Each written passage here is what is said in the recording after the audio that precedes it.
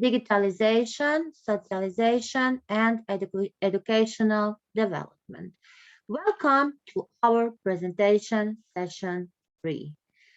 This conference is organized by the Department of Journalism and Advertising from Kiev, Ukraine, National University of Trade and Economics, Ukraine, Europe, and also with Research Culture Society and Scientific Research Association.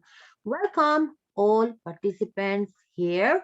We want to say greetings to our great speakers. What we will talk about the organization institutions, the history of Kiev National University of Trade and Economics starts from Kiev, branch of the old Union Correspondence Institute of Soviet Trade, founded in 1946. The Department of Journalism and Advertising Affairs, Advertising Master and PR and Advertising Bachelor programs. Research Culture Society is a government-registered scientific research organization, and it's working for research community of national and international level to impact quality and non-profitable services.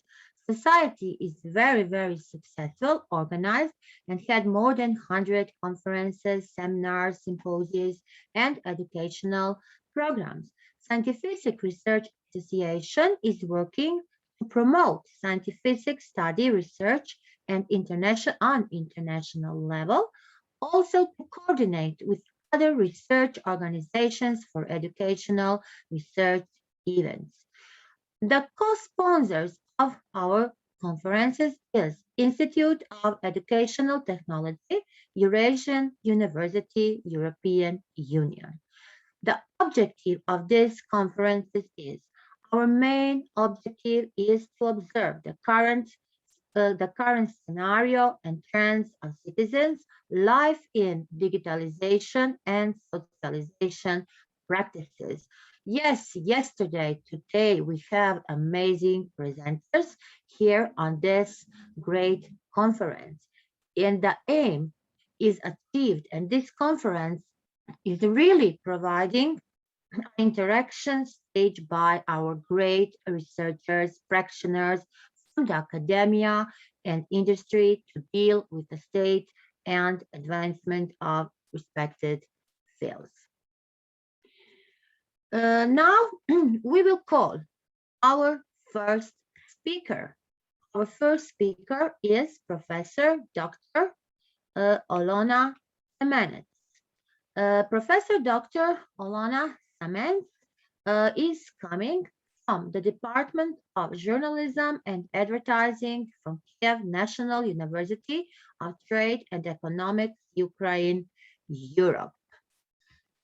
Welcome, Professor Dr. Olena Semenets. Okay, dear guests, dear colleagues, my name is Yanina Lisun. I'm from this Department of Journalism and Advertising, and I would like to tell that yes, really, my colleagues, they were attended first day conference, and unfortunately today they may be mixed. So my topic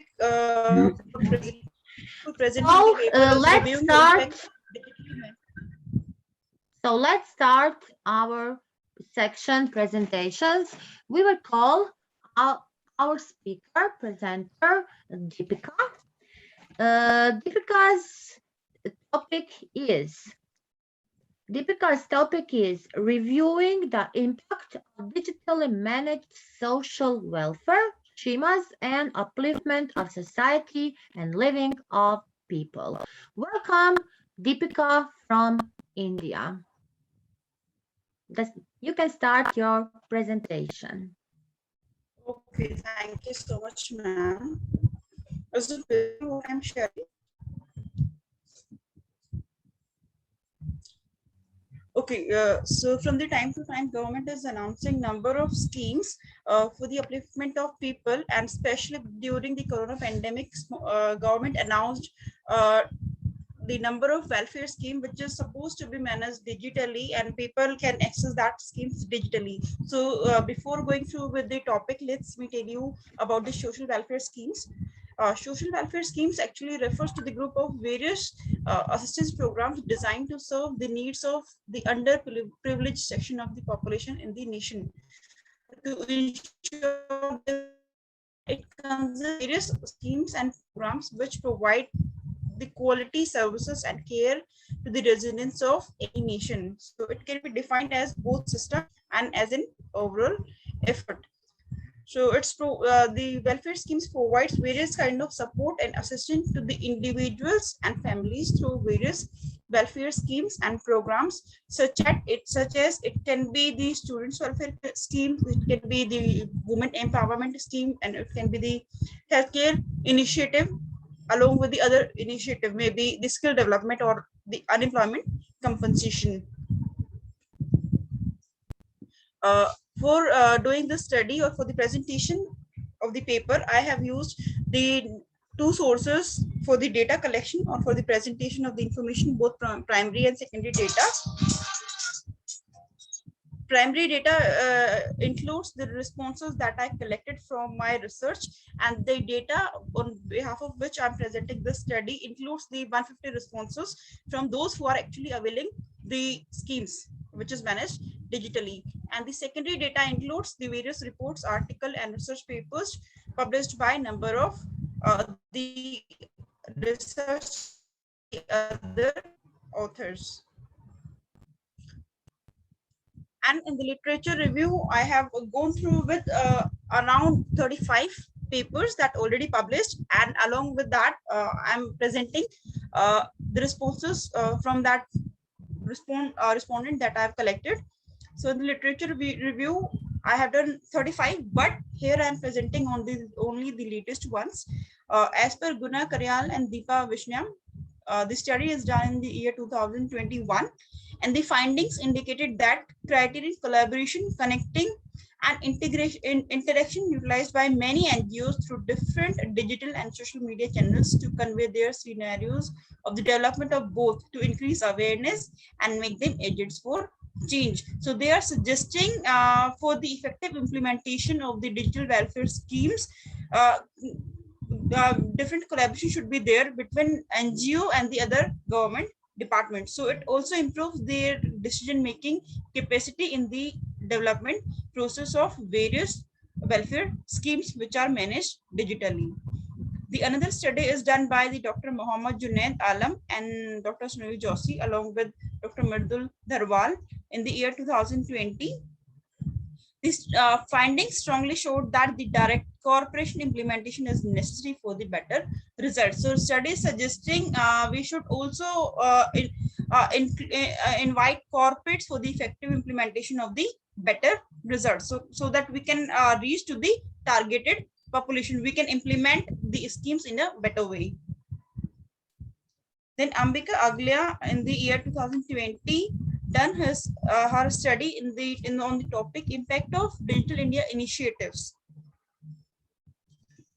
and they suggested that people should work together with the government officials to improve digital literacy of all, especially those residing in rural and remote areas, because they are the people who are facing number of difficulties by availing all those welfare schemes, because they are because they are not much aware about the digital technologies, how they can access the welfare schemes.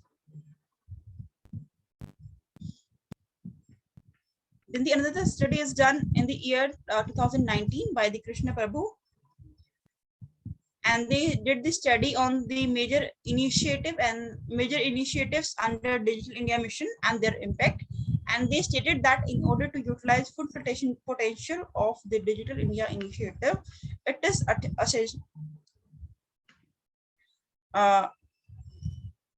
they stated that in order to utilize full potential of Digital India initiative, it is essential to identify what challenges we are facing in the actual implementation. So studies done by the Krishna Prabhu in the 2019 indicated that we should first of all identify the loopholes. What are the loopholes we are facing in the actual implementation of the various welfare schemes managed digitally, so that we can take the corrective course of action for the further better implementation. Then the another study is done in the year 2019 by the Shalu. The study have been concluded with the suggestion that education institutions like schools and colleges should be encouraged to arrange awareness programs among the people about various welfare schemes for imparting the knowledge, so that they can better access to the welfare schemes and they can have the benefit from that scheme. The other study is done in the year 2019 by Vijay Sarthi, and they suggested that effective use of technology for the welfare scheme with reference to Manregas. The study concluded that with the suggestion that upskilling of the worker should be done, and to enhance the effectiveness of schemes, definition of work under the scheme should be reviewed and amended in the light of requirement. Then after this, the study is done in the year 2018, the main working that I'm showing. The study suggested that to connect nation virtually or digitally, more innovation and technological advancements are required, which will help India in making a digitally empowering economy. So my study is basically based upon the Delhi NCR areas, which includes rural as well as urban areas. Rekha Shanti in the year 2018 conducted the study, which is upon the primary data on the people's perception about the digital India, with the objective to know people opinion about various digital India initiative and its impact on their life, how people are availing these schemes and how they are getting impacted, whether empowerment is there or whether some improvement they want. So to have their opinion, Rekha and Shanti did the study, and the study suggested that government of India should encourage colleges, universities, schools, etc. to conduct literacy programs, so that people may become more aware about the various digital India initiative and they can have access to that schemes. Then the another study is done in the year 2017 by Singh and Maurya. They conducted the research study on the review of digital India programs, and comparative studies done along with the other international countries. So the study was done in e-governance initiative across the world with the aim to conduct the comparative analysis of what is India's status in e-governance and e-participation indices vis-a-vis world over a period from the year 2003 to 2016. So government studies suggested that Government of India should ensure the effective coordination between the various departments like DY, DOT, Finance, and Law Department, etc., with the other department to provide easy access to the high internet access to the remote corner of the world, along with ensuring the cyber security. Because when people are availing these welfare schemes, they are also worried about whether their data is secure or not. So along with the implementation of the various welfare schemes digitally, the Government of India should also ensure the cyber security.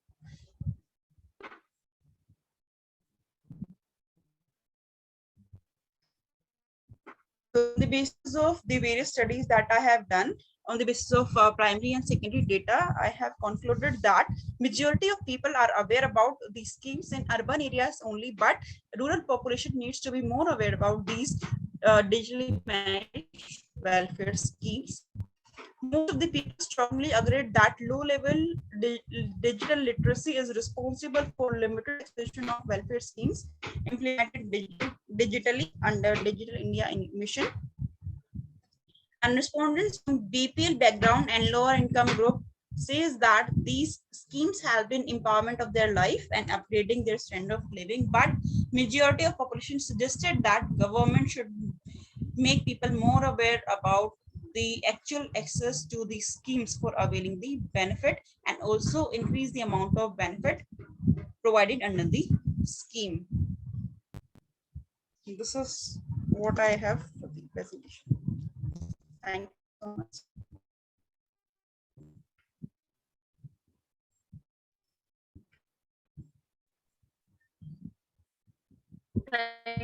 And warm afternoon wishes to the organizers and esteemed audience.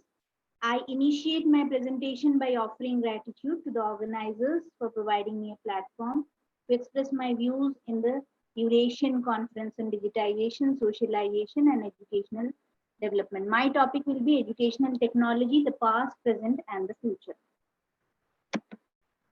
So, what is education? Education has been defined differently by the great leaders and thinkers of our times. Here I present the two definitions, which are obviously giving you the crust of education. Now, I belong to India, and focusing on India, we are a land of very rich heritage, culture, knowledge, and ideas and principles, obviously.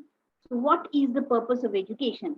There are various purposes behind education, and as we see, it not only is the purpose of teaching and learning, but it involves the whole world of skill development, knowledge acquisition, problem solving, creative innovations, and the wider approach and critical skills needed to deal with life as a whole. To present broad categories of the purpose of education, if I tell public purpose, that's to prepare the students for civic participation, because students are the future of our country. And if we are, as teachers, capable of imbibing in them the values to build a better society, we are more or less successful. Professional, yes, the students need to be prepared for better employment. And personal, that's not all. We need to get the pursuit of happiness, the happiness of living fruitfully in life, where we can be the cause of smile of others and smile of ourselves also. So education has a purpose, public, has a purpose, professional, and also personal. Now, concentrating on India, we have, as I told you, a rich heritage of culture. And our education started right from the ancient times, from the Gurukul system for education, when we saw the students in the sitting in the lap of nature, and they used to lap of nature was just a mesmerizing form of education in which people learned not only the religious scriptures and values of life, but also learned to care for the green and soothing nature, sitting in the midst of the shades of trees and chirping birds and the music of flowing rivers. Then on, education is really a rich heritage of India, and we can see so many universities, ancient university. As you can see, India was the only country to have universities of such a great name and fame all over. Though they came into gradual destruction from time on, but our culture, our thought of education has not subsided in that. Now, gradually moving on to educational technology, as you can see from the lap of nature, we went into the rooms of concrete and roofs of cement and blackboard. Thereafter, we became smarter by the inclusion of technology. So now there's a time to join education and technology for better upliftment. So what are the objectives? These are the few objectives due to which we need to proceed with technology in collaboration with education to bring a better tomorrow. So how did the education technology evolve? These are the few important years which you can see right from the beginning, the starting of public school, or maybe the modern library, or even the modern pencil, then the typewriter, and also the computer. The very computer which we did not think that it was so important has just replaced our life in more than one ways. Seeing this graph, as you can see, before the 19th century, we were in the realia. Realia means we use the materials which we use in everyday life, and then on to chalk, paper, audio, visual, computer, virtual reality, and now online. Thanks to this online technology, I am here and I am able to express my views in a conference which is being organized in Ukraine, Europe, as you can see. Now, as the days proceed, how did this all came into being? First of all, digitation. The analogs or the physical forms have been converted to digital form. They have been organized. Now, then again, automated.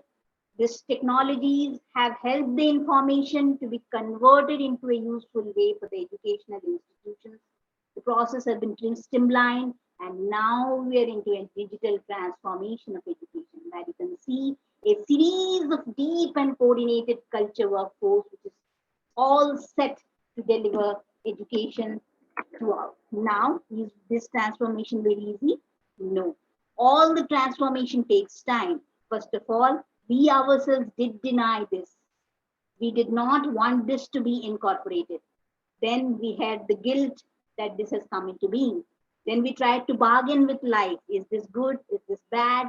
Sometimes anger crept upon us, sometimes depression when we are unable to cope with it.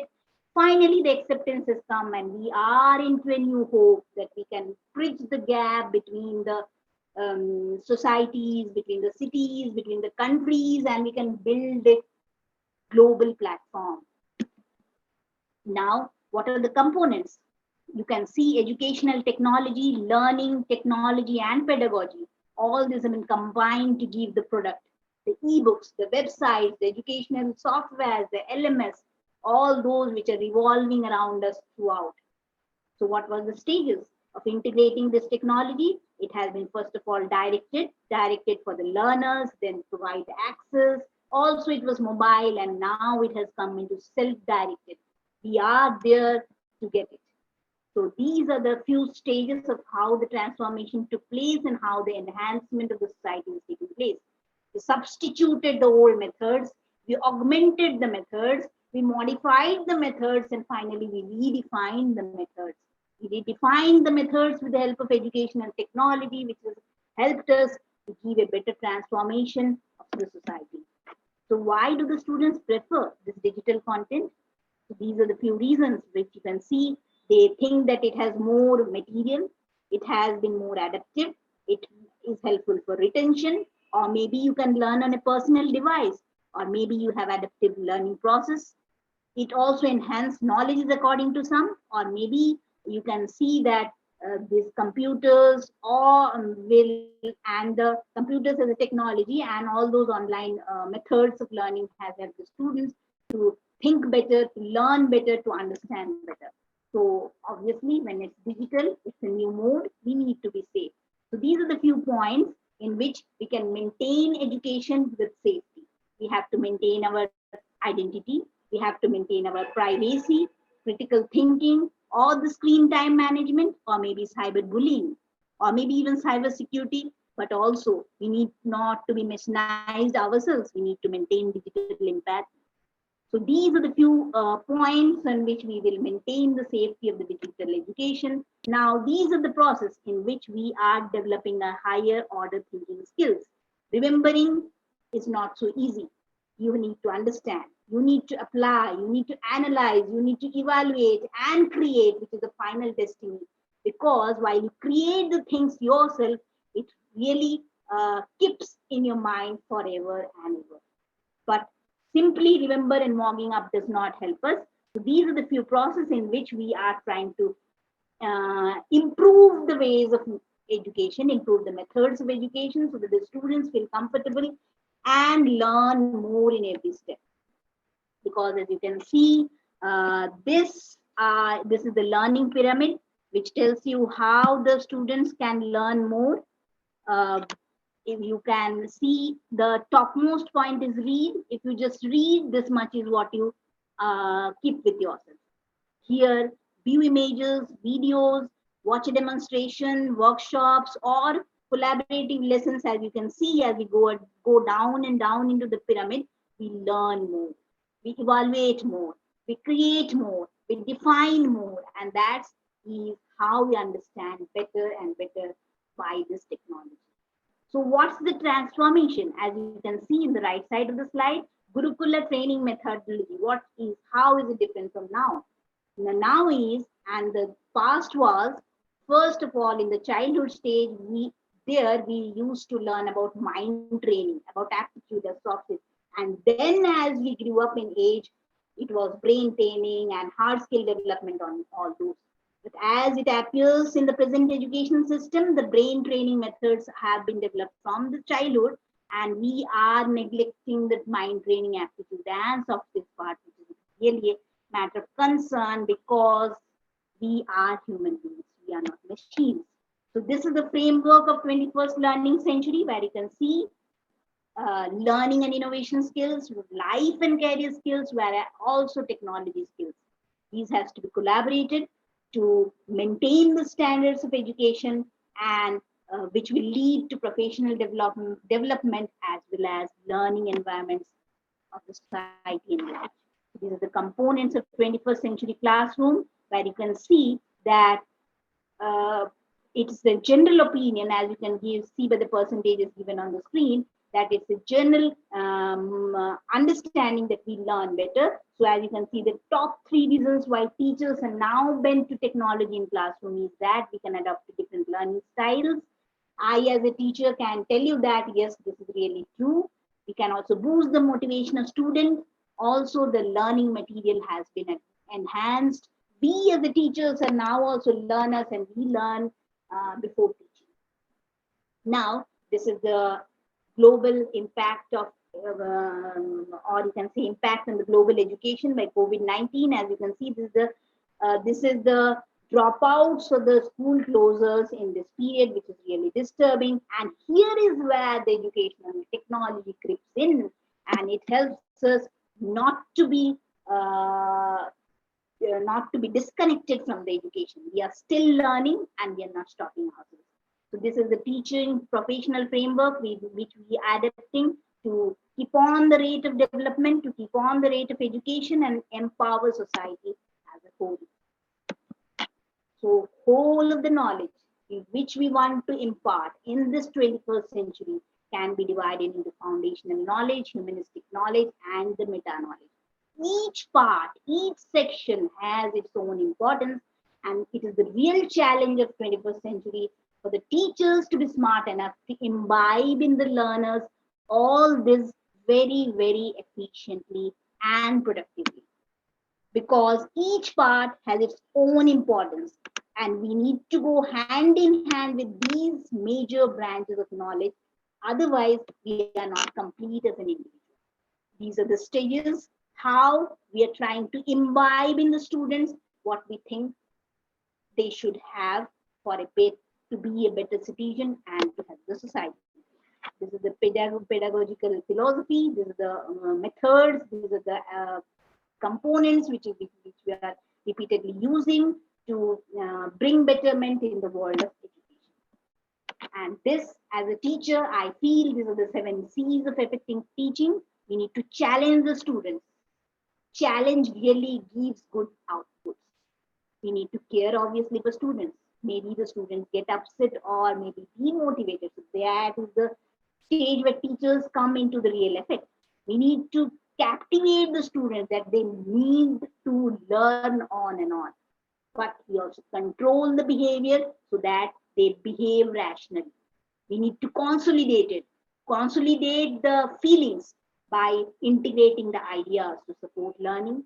We need to confer the students. What we will confer? We will confer the feedback. We need to respect the ideas. We need to congratulate them for whatever productive they try to bring. And we need to encourage that they continue this process. And also, we are there to clarify the ideas and relations to make the success team feasible. So meet the modern learner. I told you a lot about the teachers. So how are the learners behaving? So this is the modern learner, and yes, you can see they are also empowered. They are also collaborative. They are in on demand, and they are also, they are also happy to contribute their time and their attention and their efforts so that education can reach to the next higher level. So coming up, this is teaching with technology, where you have these components: instructor, ourselves, our role as a teacher, student to whom which we are going to pass on this knowledge. The content is there. Content was always there. What we have added is this technology part, the fourth component into the education now, and this has helped us to be better and better with time, because we need to change ourselves, or we need to modify, or we need to enhance ourselves. And as you can see, each part now has a distinctive purpose, and in collaboration it makes a complete cycle. And technology is really a chain which binds us together. What's the future? Future of digital learning. You can see the value of technology, educational technology. What is the beliefs coming up? What is the percentages of thoughts coming up? What is the use of technology in media? And how far the students are, or the teachers are, or the learning community is thinking that technology can support. 52% say that their roles include more technologies.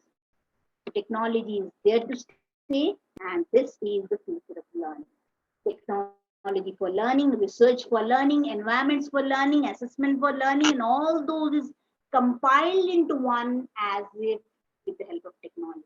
And if we go on in this rate, the world will seem smaller. We will be able to grow a global conceptual curriculum in which the learning process, the competency, the learner agency, the teachers, the thoughts, the technologies, the models, they will all come together to build a, you can say, knowledgeable world. And that's it from my side. And this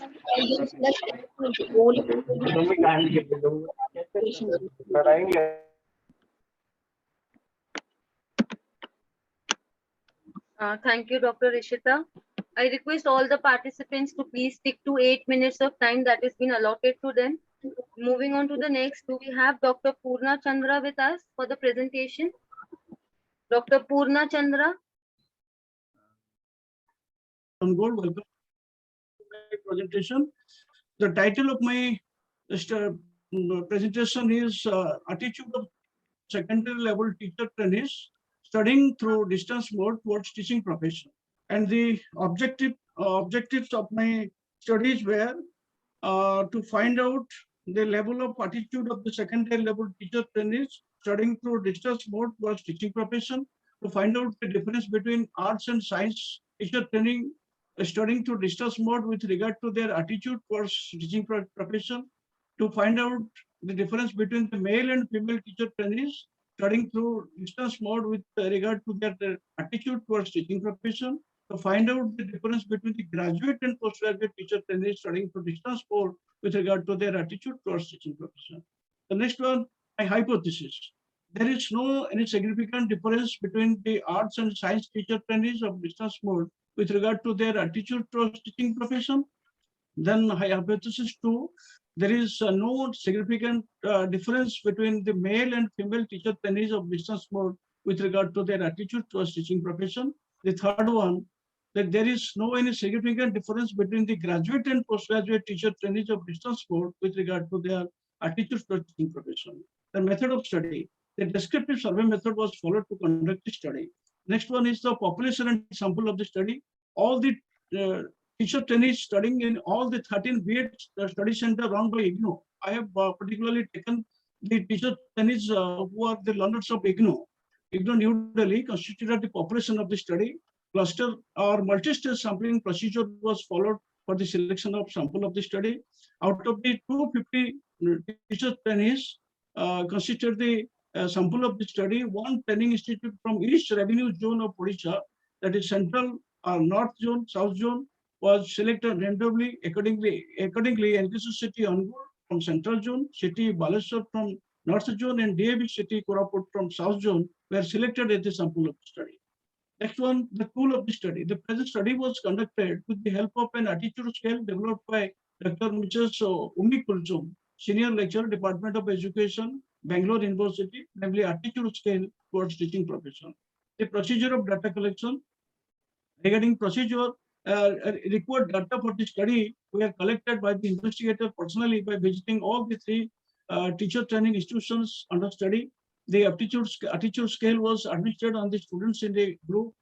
The respondents were requested to answer the tool as per the instruction given on it, and sufficient time was also given to them for the chatbot. Then regarding analysis and interpretation of data, it has been done in two parts. In the first part, level of attitude was analyzed in 5 categories, that is high, above average, average, below average, and low. And in the second part, comparison of mean attitude score was made through teachers to find out the relationship between subgroups of the teacher trainees like science arts, male, female, or graduate and postgraduate. The statistical techniques such as percentage, mean, standard deviation, and t-tests were followed to analyze the data collected through the above mentioned attitude scale. Then next one, the major findings.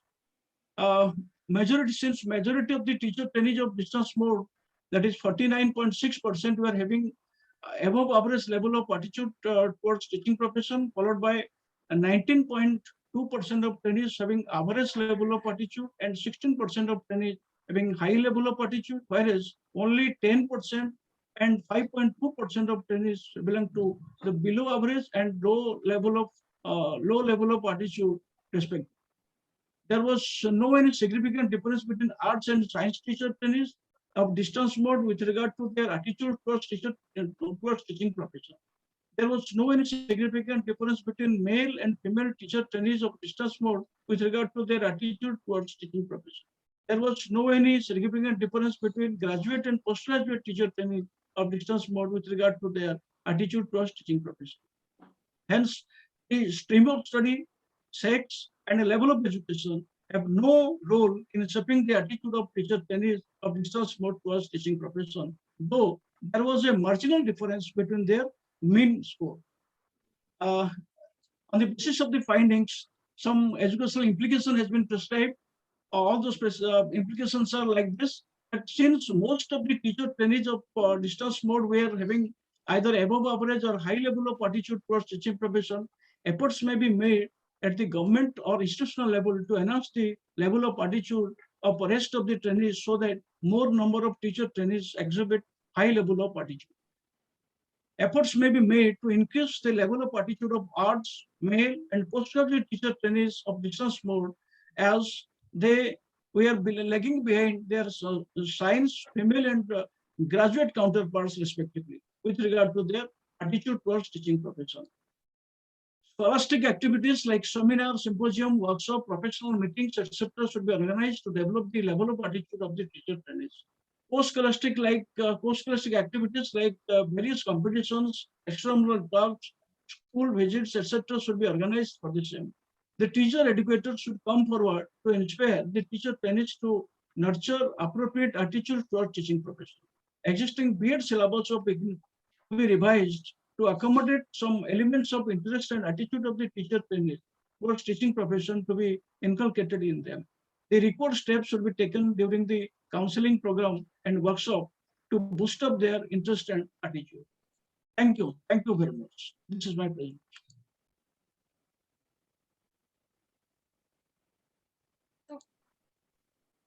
Okay, this is the end of my presentation now. Thank you, sir. Thank you, Dr. Purna Chandra. I have taken care of the time limit. Thank you, sir, for sticking to the time. We really appreciate that. Sessions chair, if you have any questions, you may ask. Sessions chair, any questions, or can we proceed ahead? Yes, Dr. Behra. Yes, ma'am. You have mentioned in your study that it is a descriptive survey. Yes, ma'am. So it is a descriptive survey methodology. Yes, ma'am. So can you just elaborate on how you collected the sample? Sample by following multi-stage cluster sampling I have prepared the sampling of 250 teacher trainees. Mhm. So it was only for IGNOU, isn't it? Madam, IGNOU learners. IGNOU learners only. Because the title of the study was, the purpose of the study was that to study whether the distance learners are having appropriate level of attitude towards teaching profession or not. Generally, it is found that teachers, those who are undergoing training in face-to-face mode, they are having appropriate level of attitude. But these distance mode trainees are not having the appropriate level of attitude. Therefore, my intention was to study whether they are having the appropriate level of attitude or not. If there is any problem, then what is that? That was my purpose. And one last question is there. Yes, You ma'am. have mentioned always level of attitude. So can you a little bit elaborate on this? Level of attitude in terms of percentage, Level of I have attitude. calculated. Yes, ma'am. Level of attitude, the attitude scale I have taken for collecting data. That was that is a type of Likert scale, and by quantifying the total score of a particular individual trainee, so I have calculated the level.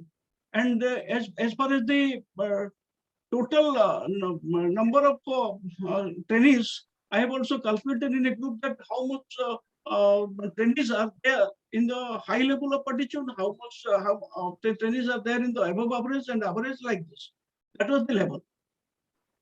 Okay. There Thank are you. 5 Thank you. categories of level. So I have categorized all the trainees in that 5 categories. Okay, thank you. Thank you. The study was Okay, good. ma'am. Welcome. You're welcome. Thank you, ma'am. Thank you, sir. Going on to the next, do we have Dr. Divakar Nayak with us for the presentation? Dr. Divakar Nayak, Dr. Lopamudra Das. Yes, ma'am. Good afternoon, ma'am. Ma'am, are you ready with your presentation? Yes, ma'am. Really, it's a great opportunity for me to be a part of this conference. Thank you. So the title of my study is Study the Development of Multimedia Model in Science subject to improve the learning of the student. Myself, Dr. Lopamudra Das, lecturer in education, NKC College of Teacher Education, Angul, Odisha from India. The key presentation of my framework of this presentation is introduction, methodology, analysis and interpretation, finding and conclusion. As we know that in present day, there is a great era of multimedia model because we have emphasis on the digitalization of teaching learning process. So it's the need of era to teach our students through multimedia model because it help us in both the thing that we also teach them in online teaching and also it create interest among the students and motivate and also develop their performance in teaching learning. And this program provide different stimuli in their presentation, which include a number of elements like different texts, some spoken words, sound, music, graphics, animation, still pictures and images. So automatically it develop interest and their motivational power in teaching learning process. The objective of my study is, the first objective is to study the development of multimedia in science subject. Then to compare the level of achievement of class 8 student in the science subject with respect to the application of multimedia model. To compare the level of achievement of class 8 student in science subject with respect to their gender, boys and girls. To compare the level of achievement of class 8 student in science subject with respect to their IQ level. Here, for my study, I taken IQ level according to their performance in science, above average student and below average student. And the hypothesis of the studies are, there is no significant difference between the result of the pre and post achievement test of the student with respect to the use of multimedia model. The second hypothesis is, there is no significant difference between enhancement of learning of boys and girls of class 8 student of Bargarh district of Odisha with respect to the application of multimedia model. And the third hypothesis, there is no significant difference between enhancement of learning of above average and below average student of class 8 of Bargarh district with respect to application of multimedia model. The methodology of this study, it is purely experimental by nature. The researcher adopted pre-experimental research design for this study.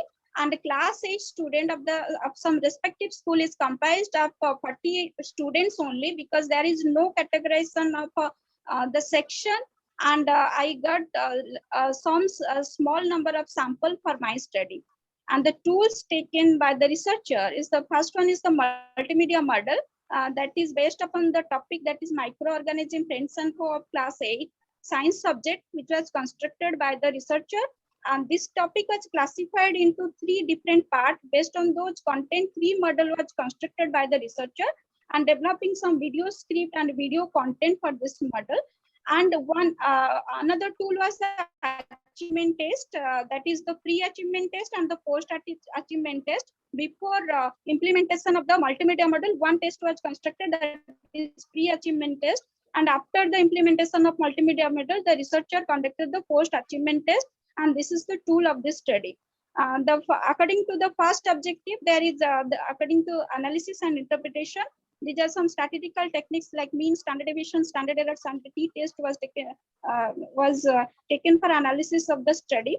And this is the first comparison of pre and post achievement test of the students. And second was comparison of pre and post achievement test of the above and below average student, where the pre-test of the mean score of the above average student is 19.04 and below average is 13.70, and post-test of the above average student is 26.69 and below average students are 21.58. And the pair sample test, the first pair sample test here, the T that is value for the pre-test and the post-achievement test in science, especially the T value is 17.543, which is significant and 0.05 level. So the hypothesis is rejected. And there is a significant difference found between the post-achievement test and pre-achievement test in the science subject of class 8 student. And the second independent sample test here, especially there is a test conductor analysis is based upon the comparison between the gender, the boys and girls achievement in science. And here the T value is 0.522 and 0.035, which is not significant at 0.05 level. So the hypothesis accepted that there is no significant difference found out regarding to the gender in the performance of the students. And according to my third hypothesis, the calculated T value of pre-test and post-test are 8.442 and 6.164 respectively, which is significant at 0.05 level. So it is meant that according to their IQ level, below average students, and there is a difference between below average and above average student. So the findings of my studies, there is significant difference between the result of the pre and post achievement test of the student with respect to the use of multimedia model of class 8 student. And there is no significant difference between enhancement of learning of boys and girls of class 8 student of Bargarh district with respect to the application of multimedia model. There is a significant difference between enhancement of learning of above average and below average student of class 8 of Bargarh district with respect to the application of multimedia model. So it is find out in this study that it has a great implication of multimedia model in the teaching learning process, and if it is applied in the classroom situation, then automatically the students learning is enhanced. So it is a best technology to support the change in teachers pedagogy, and it's a new technology for a teacher to no longer source of knowledge, but instead of guide as a facilitator in the classroom. And it also focused upon the individualized instructional process, and also a model for teacher training institutions to use multimedia model and aware the trainees about multimedia model to apply that in their future part. And this present study is concluded that the multimedia model has seen improving the learning of students, especially in science subject. And however, this model is nothing to deal with the gender of the student, and the level of achievement of is higher in above average student in comparison to below average students. So it's a great emphasis if we apply this model in our teaching learning process. Yeah, thank you. This is all about my speech. Thank you, Dr. Lopamudra. Going Thank you. on to the next, do we have Nancy Joshi with us? Nancy Joshi. Also, we had given an open invitation for non-registered participants to directly present their papers. So do we have anyone who would want to present the paper now?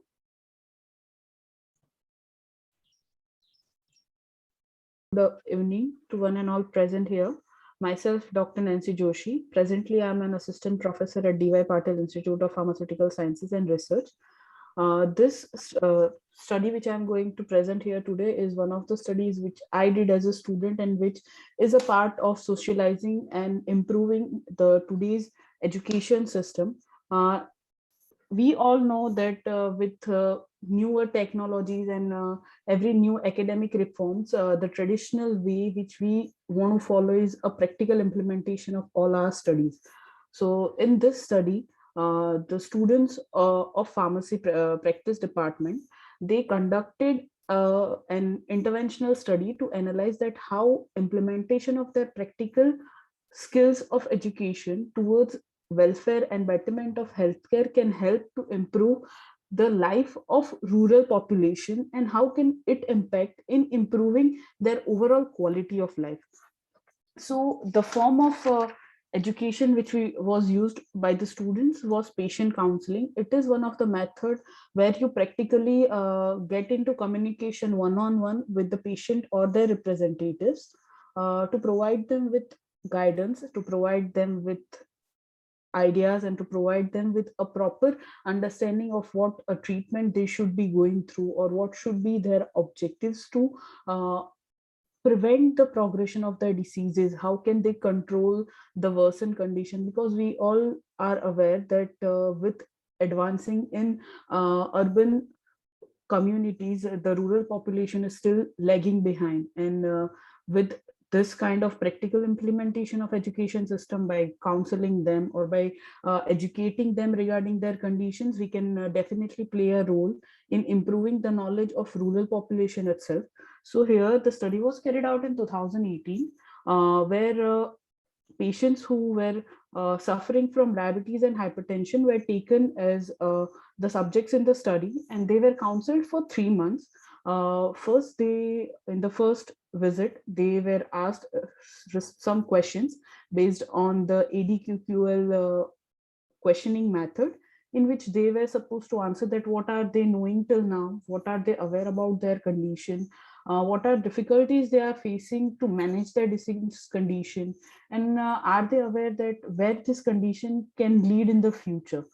So based on that, they were given a pre-patient score before the counseling. Then for constant 3 months, every month, the students guided the teachers and the doctors involved in the research, guided them for better understanding of their disease condition and help practically with the leaflets and counseling and other devices for diabetes and hypertension, like with the help of use of a glucometer, how to check your blood sugars, and how to instead of visiting the hospital every now and then, how can they themselves carry out the activities at home and also keep a record of their health. So with this, at the end of 3 months, they were again asked the same question, and again a patient score was taken. The patient score pre and post counseling was evaluated. Along with just the knowledge about their disease condition, they were also asked the questions regarding their habits, such as their exercise habits, their smoking habits, their drinking habits. And it was found at the start of the study, there was almost an 19 to 6%, 8% of population respectively who were smokers and alcoholics. But when the same study was ended after 3 months and the post follow-up reviews were done, at the end of the study, it was found that out of that 19 and 8, the reduced values were up to 11 and 6. That was many reduced their smoking. Some even tried to quit it, who were able to do it effectively. Two patients were trying to what we can say, they were trying to get rid of their alcoholic habits, but they were not able to, because they were not completely aware what practically they can do in this concern. So with the help of modern education system, with the providing appropriate guidance and leaflets, they were students and teachers were able to guide them. By that, they were able to effectively reduce their alcohol intake. And at a time, after the 6 months, again, for those patients who were trying to reduce alcohol intake, after 6 months, it was found there were 3 patients who completely quitted their alcoholic habits. This all thing is important, because once a few small population or a small group of people are made aware, they will further socialize with another group of rural peoples, which will eventually create a greater impact. When you see that a small effort by practical implementation of your education in socializing the new reforms, even in the healthcare system, you can play a great role as a part of the contribution from your side towards the nation. This can help further to more rural population to understand their conditions. They can also get rid of their superstitious belief that we can't talk about such diseases, people won't talk to us.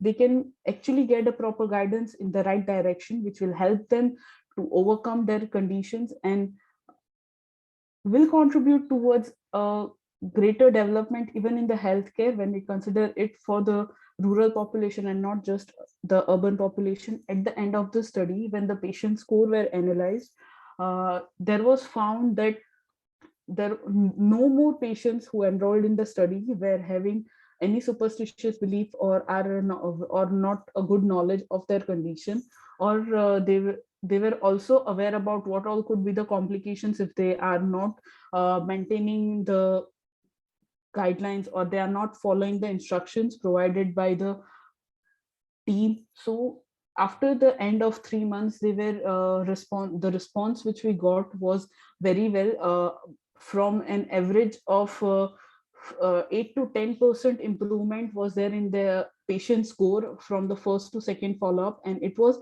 considerably more in second to third follow-up, that was the end follow-up, and which directly shows that just by getting your practical implementation of your counseling skills, your advising skills, you can at your educational level also, you can try to bring reforms in present pattern of healthcare, which will create a greater impact when you consider it a nationwide small level efforts to improve the healthcare system, even with the help of education.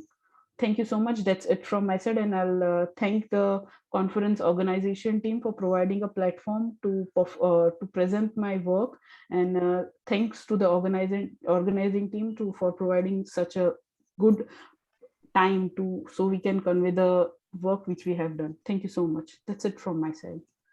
Thank you, ma'am. We request to keep the paper open. Sessions chair, do you have any questions for the participant? Rekha ma'am, Madhuri ma'am.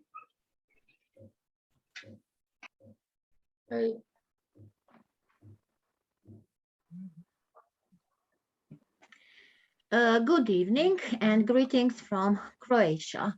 My name is Nadarat Kotch, and today it's my honor to be a moderator and also a presenter of this big, great conference. Thanks to the organizing for giving me this opportunity.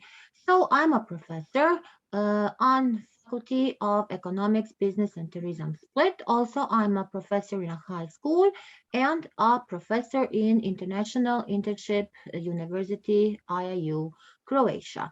My topic is artificial intelligence, the education of the future. Why I choose this topic? Because in International Internship University, there are many courses about this high-end technology, and today I want to present this high-end technology. Just a moment. So, what is education? We know all that it is the most powerful weapon that we can use to change the world. Yes, we all need to act to change the world. I will talk a little about the fourth industrial revolution, automation, robots, AI, and STEM.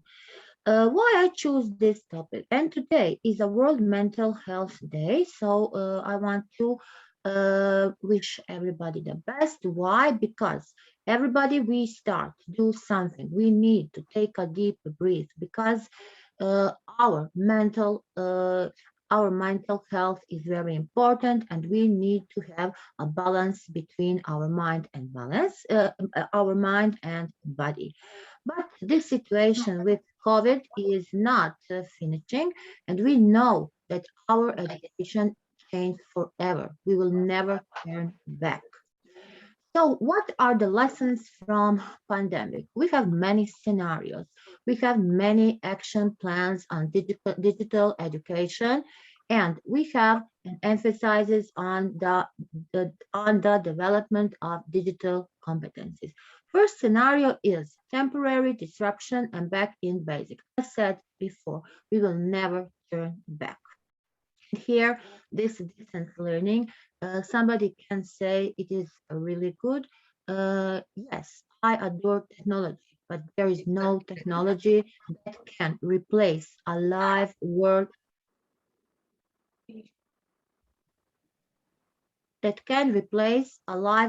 of us professors. This is another scenario, new deal. That is authentic learning. That is it is better for us. What I mean, and I will mention, there are many new programs and teacher academies, many MeOOC, many massive open online courses. How can we educate our students if we are not a professor of 21st century, if we are not a critical thinker, if we are not innovator, if we are not educated? Pre-industrial revolution passed. We are now in the fourth industrial revolution, and like a economic, I follow always the World Economic Forum and many other literature studies and research. What papers said before? What they said about the fourth industrial revolution? It is our reality. It is a shape for the future generation, and we all must accept that, because if we do it sooner, it will be easier for all of us. What it means, industrial revolution? That is not only in the part of digitalization. We can say it is a part of media literacy, environment literacy, digital literacy. All is involved in this 4I IR, and we can say that it is on a high level. But STEM is today, I think, on the first place. I'm very happy. I'm very happy because today I'm on this conference, and when I talk about this high-end technology, I always said that which countries are developed for this. That is Russia, that is Ukraine, and not in Europe. This is not on the biggest level it would be. I have many friends who are working on this field, and they are from Russia, and I'm very proud to learn from them. And this is immediately a field that I'm very interested in. What can we develop here? We can say that these technologies make big disruptions to society. Here is a example. It is from a survey from it was an example of 800 high-tech experience. We all know what we can accept. This is for 2025. 80% of people with a digital presence by 2023. 10% of reading glasses, people wearing internet, population using smartphone. Today, there is no a person who don't have a smartphone. I can say, yes, not in non-development, and we have many poor countries, but if we are talking about high-end technology, then this smartphone must be included in this. And what about the brands? What about the robotics? What about the Bitcoin in economy? 3D printed cars. That is our reality. And so we can say that we have many challenges and many advantages. That machine learning, that AI, they are really a key drivers of today of our growth, and uh, solutions between and solutions what they are offering. We can say that now 86% of educators are talking about technology as a core part of education. So what is the modern approach of the modern society? It is AI. It is artificial intelligence, simulation of us, of our human intelligence, and it is in a part of machine. And today, all our mimics, all what we do is part of these machines. There are four types. There are four types: reactive machines, limited memory, theory of mind, and self-awareness. Like an example, problem solving. When I saw on that slide about 21st skills of a professor, 21st skills of a digital literacy, uh, AI can replace all of that, and it is replacing. But the weak, everything has strength, traits, and one of the traits is that really it stimulates a human cognition. Uh, this is not important, and today it is really growing. That natural interest. Why it is interested for me today this topic? Why I choose it? Because we all over the world uh, we are talking about the mental health and how what is the impact of this AI on our mental health? Will it have did it have a big impact? I said yes, because uh, there are many professors all around the world that are not a digital literacy today. And if you can't do something and if you don't know something, that makes to you a problem. You are stressed, and that, like I can say, is having a big impact on our mental health, because that are we today.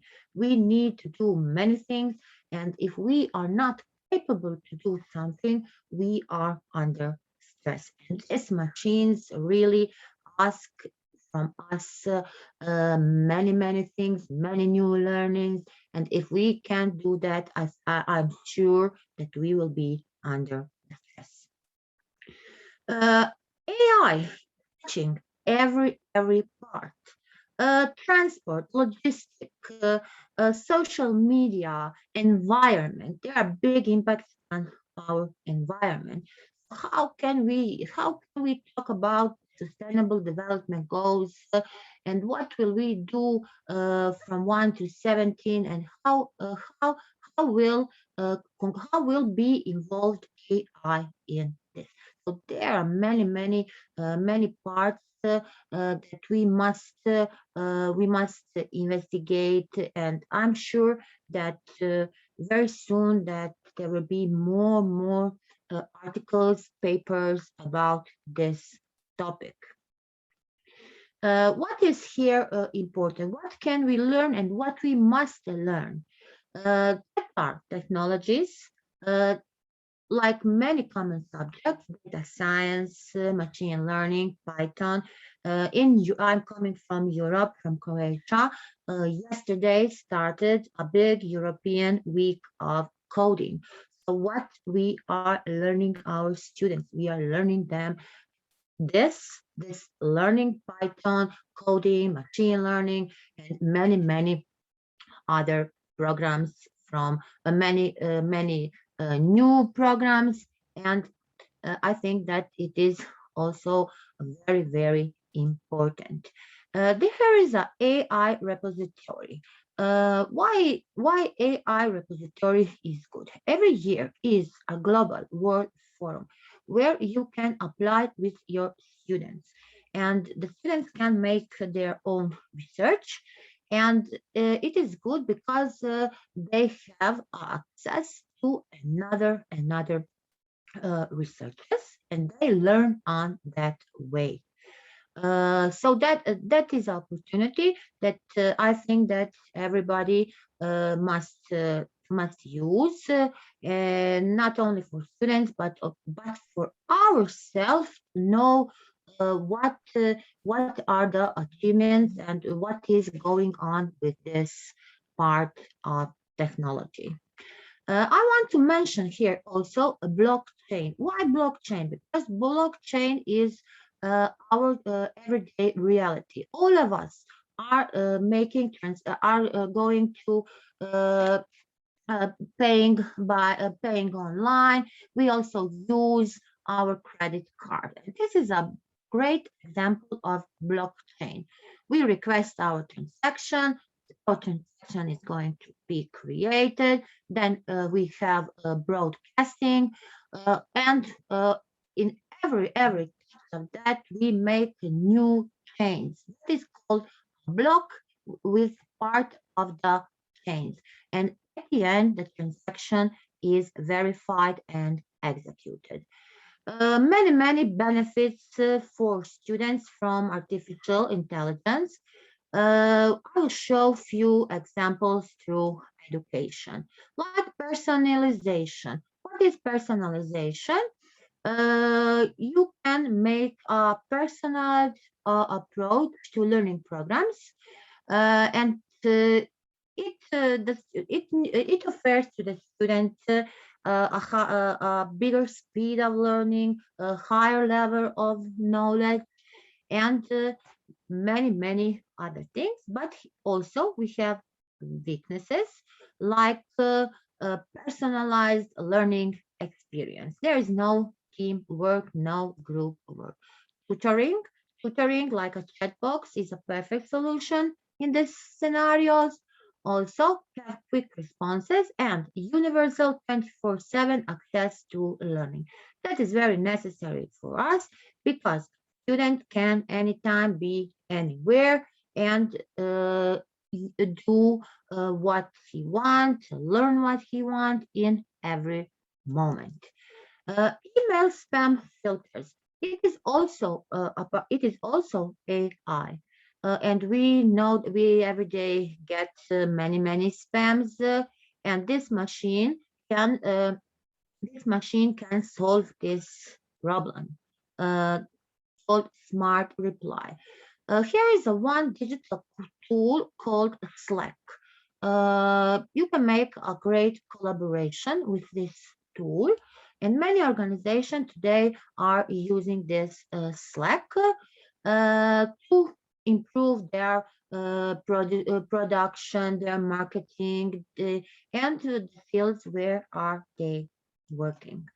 In games, I can say that we all professors in our lessons every day use all innovative pedagogical methods integrated and improved with ICT, and also they must have a little dose of gamification.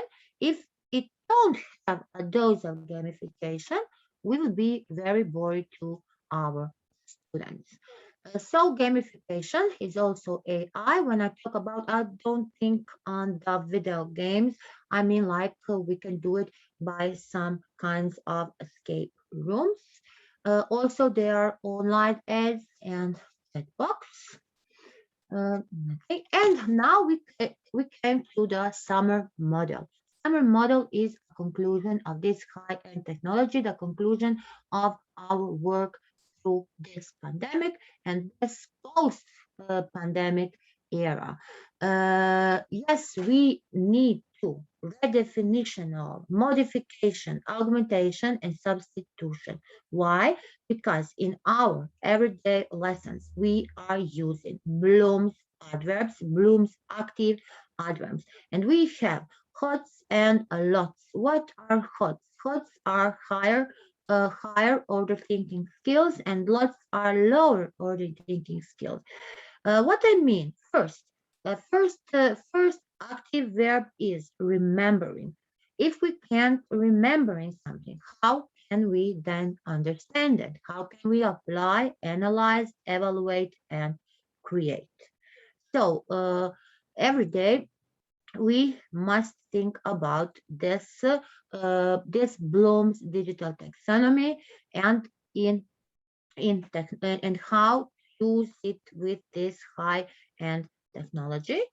Here is the iPedagogy wheel, and all we said before is in this iPedagogy wheel. So analyzing, evaluating, creating, remembering, understanding, you see, is in the middle of our wheel. After that, we can get action verbs, and we are making our activities. For every one our activities, we have a digital tools, web tools, and now as we talk about AI and robotics. But this must, the robotics must use this iPedagogy wheel because they are simulation of us, and we will sure be a part of this. So how can we empower our students to take action? They must learn first about action. So we must learn them about this high-end technology, about the future, about today, through action.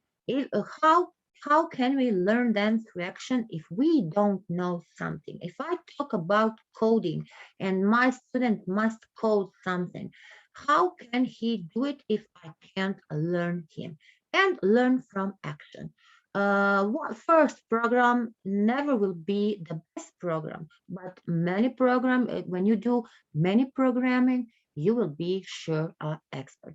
I'm not a professor of informatics, but I'm a professor of economics. So I finished economy and mechanical engineering, and also I'm capable for all these digital tools. And so I said we must know that.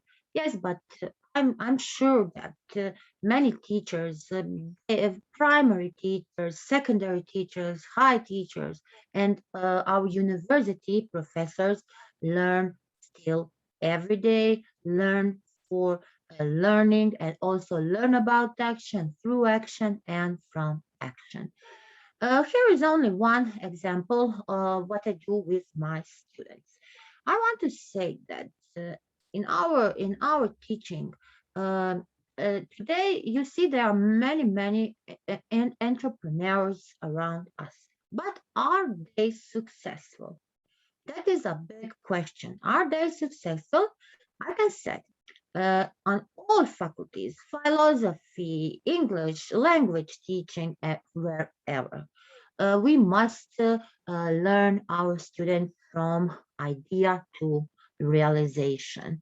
What I mean from idea to realization, because when our students finished high school, are they capable, or how can they go on the university? Or if you don't learn him on the university about entrepreneurship, it will be a problem. So what I do with my, this is one example also of AI. We make an application for help small business. I live in a town, but behind I have many rural parts around me, and we want. This was our idea for the uh, for the families who are who do who makes some agricultures, like who is selling their own products like potatoes or something, and you can find it in every moment. This application it works like every other application, but the point is that the students really make it alone. They make it alone, and they work 3 months on this application, and it is now in use. So it offers price of the rides, estimated time of arrival, everything. Here are the prices in Croatia kunas, but it doesn't matter. You can make in any currencies. You just must put the currency what you want to use. So what about the teachers in the future? What I said this before, but I will repeat it again. There is no technology that can replace our living world and communication with students face to face. We must be educated. We must educate ourselves every day and teach about our future. The general conclusion is that robots and machines are already part of our everyday life, and it is our reality. People must try to adopt this reality to have a smooth transition. The key is the way that people face this new reality. And there are tasks such as teaching, for which there is a strong social preference by human employees and not by robots. However, robots are already used as personal assistants for elderly care with a very positive impact for personal and domestic use and for many, many other categories. Thank you. Thank you for your attention.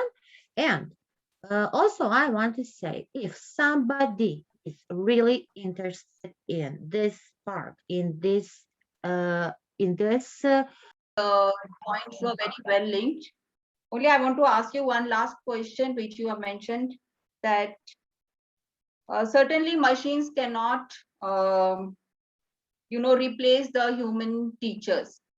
So I just want to ask you, so what will be a better model in future? what will be a better model in future? I think that robots really cannot replace us. But I think that we must accept that we must learn more and learn our students for that. Everyone, this side I am Vijay Santanam.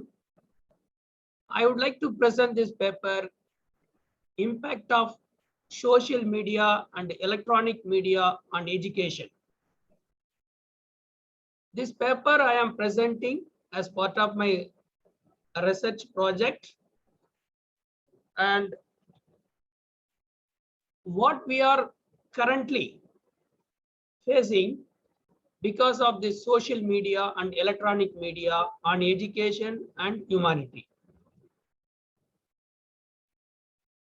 Ma'am, can you allow me to? Yeah. Is that education and media are two independent, distinguishable, and at the same time integrated mechanism for delivering of education using ICT infrastructure. Here I would like to describe about positive as well as negative impact of social and electronic media on education.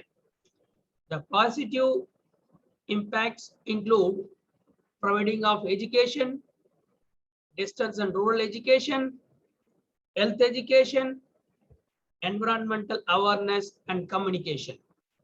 And coming into the next, the negative impacts include the distraction of social media, impact on health, reduces learning and research capability, lack of control on inappropriate content, relying too much on social media. And coming to the next, social media, it brings very fast changes in the society. That is the big advantages of media, including on education sector.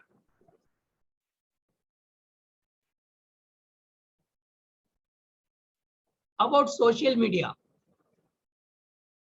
any communication medium with the use of any various encoded machine readable data formats is called digital media, and social media is the byproduct of digital media. For social media, digital content can be created, viewed, distributed, modified, listened to, and preserved on your digital electronic devices. It changes the way we educate, entertain, publish, and interact with one another on a daily basis. The social media is commonly used in videos, video games, websites, educational platforms, blogs, and online advertising. Here, I am going to describe about positive impacts of social media. It gives very much liberal in reaching to the universal. It connects people like never before. Education is something which must be universal. That has been achieved because of social media. Even the world has become a better place now. For social media, there is no physical boundaries. It reduced the distance and made the world smaller villages for everyone goodness. Example, even this virtual conference, we are now attending through sitting at very far away places. It has made possible because of this social media. And another important facility of social media is that it gives so much of storage facility. Storing of information is the huge problem for the general public that was solved very precisely by social media, and it is also permits to access the information from anywhere at any time. It saves so much of time and human energy. And another aspect is that it gives well organized delivery and presentation. Very precisely, the medium of information was rather unorganized previously. Now, the mass media of information offers much more organized and sophistication in delivering the information. Another aspect is that it gives productive results.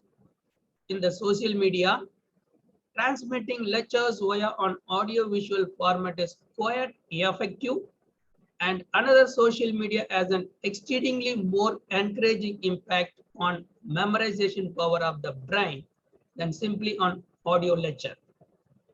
And coming into the second advantage, encouraging the online learning. The social media platforms help students to get encouraged and motivated to learn. It has made possible to learn through distance learning. And again, another aspect is that it gives enhanced academic performance. The students go through the different online groups to gather information so as to find solutions for the assignments.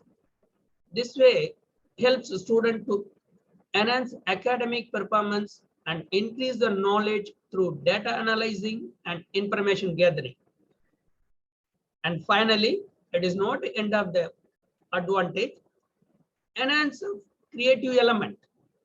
Children are allowing them to enhance creative skills and later execute the same by doing it themselves. These are the secondary way of collecting the contents, and there are so many other aspects also the social media provides for education. And next, the negative impacts of social media. This is the very major concern for current humanity. Distraction to the students. Social media platforms are the leading to distraction and entrance of mind. Students are browsing on social media due to losing their focus on studies. This leads to wastage of time. Students are most of the time not submitting their work in particular time since they are more focused on social media platforms. And the second aspect of negative Interrupting you. Just listen. Do not read everything. You just tell us the gist of your project. Do not read line to line. It takes too much time and time-consuming process. Sure, ma'am. Sure, ma'am. So please, I will. yes, I'll reduce the overall presentation. Sorry for interrupting.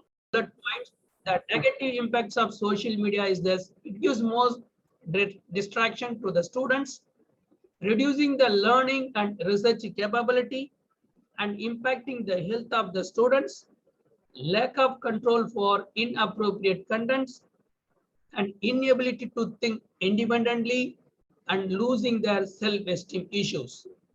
These are the negative impacts. And I am coming into the second major part of the presentation, electronic media.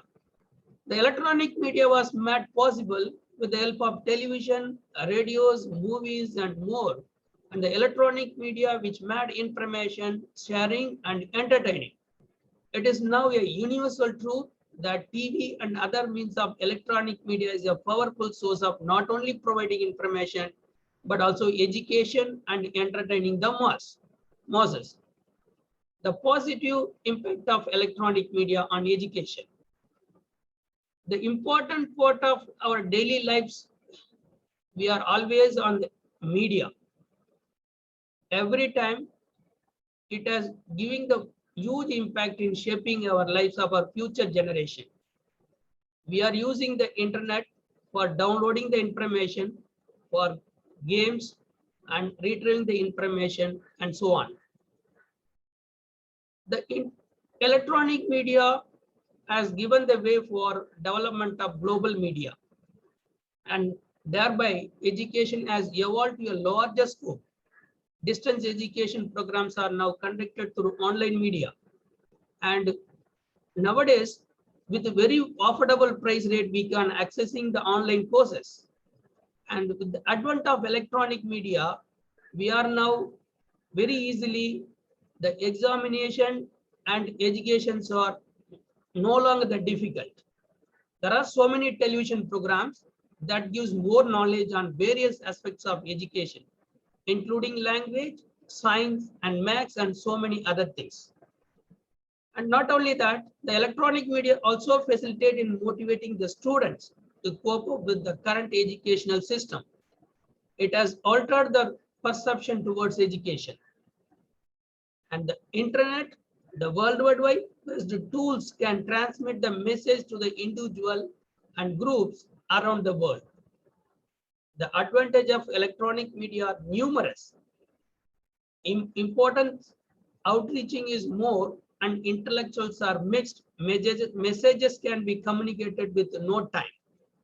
It has also opened the door for latest form of media, digital media, which has paved its way through electronic media in the industry, getting a whole new concept for the world. The negative impact of electronic media. Nowadays, the students are declining their competency in reading, writing, arithmetic, which are all the basic skills any student expected to master, all because of this electronic media. And dehumanization of education in many environments and alteration of the relationship between teachers and students.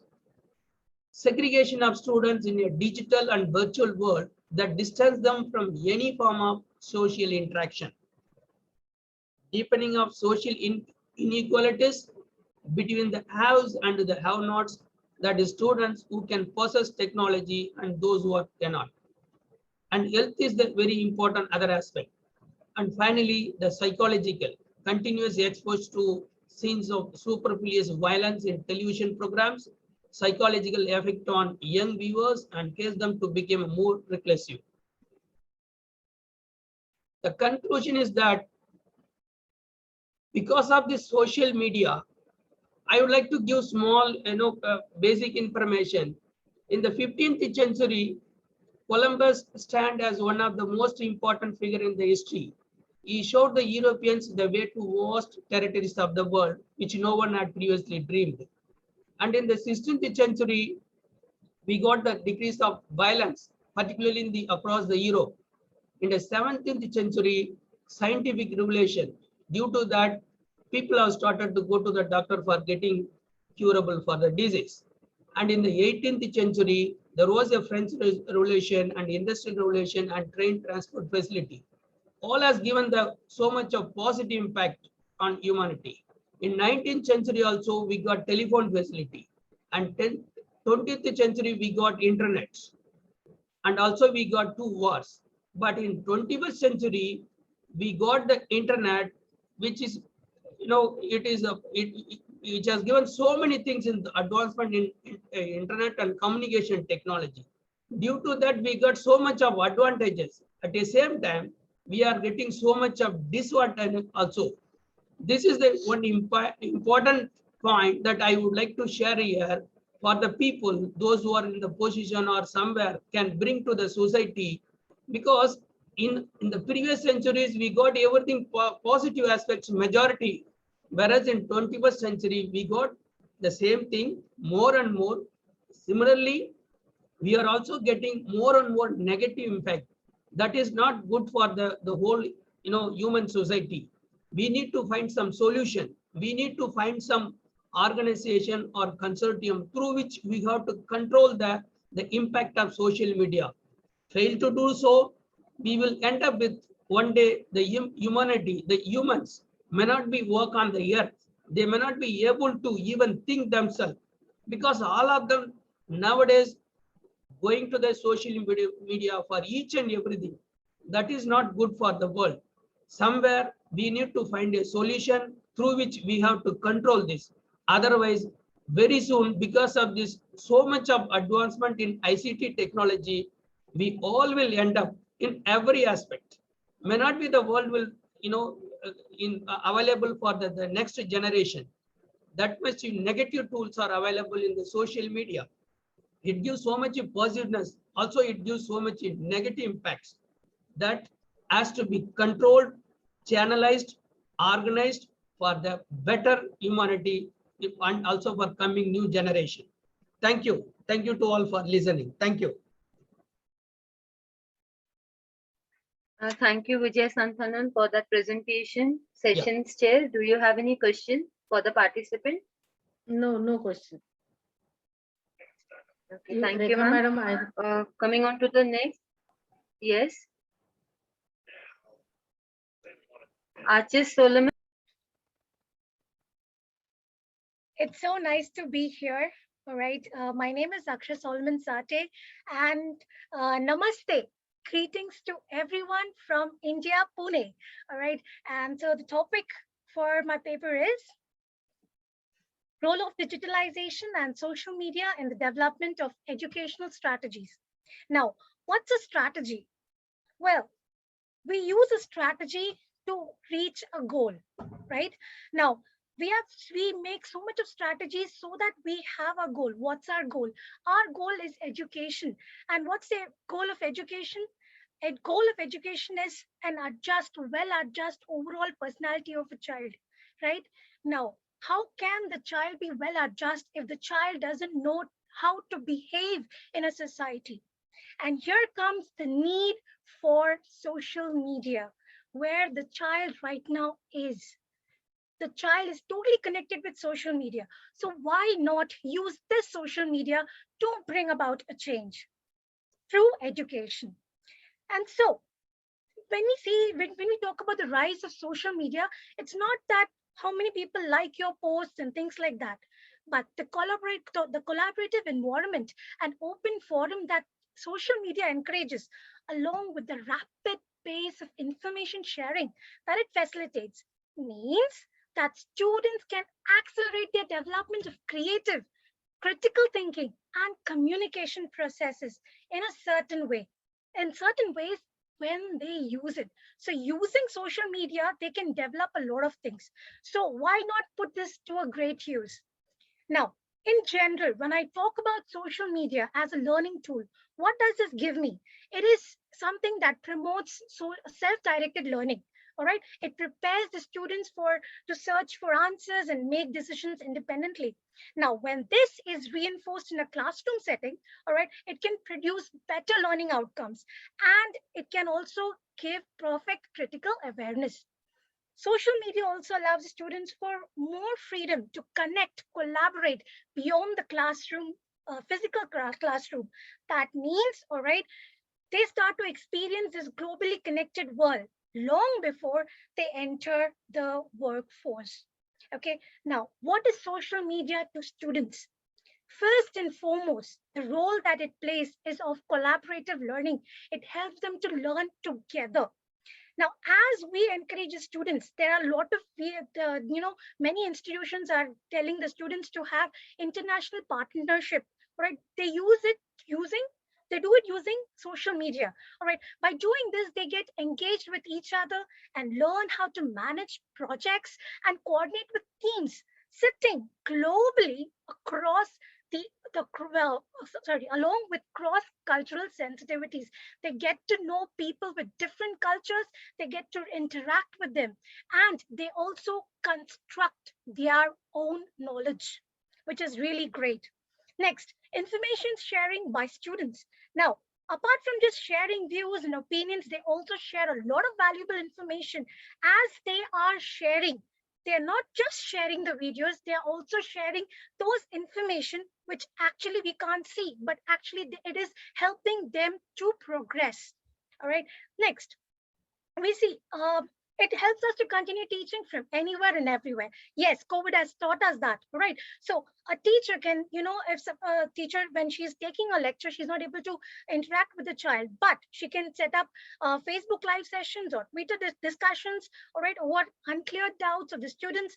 And we can also allocate the dedicated time slots for online discussions to answer any questions or to work with a particular student. So this is how social media helps us. Again, helps to foster research. Now, you can conduct survey polls by gathering samples and find out opinions of general people and other experts on a particular subject. Now, if you see, it helps researchers all around the world to come together like we are doing right now, all right, and talk about topics. It helps us to share information, all right. It helps us to foster research, and our minds are broadened by this activity that we are doing.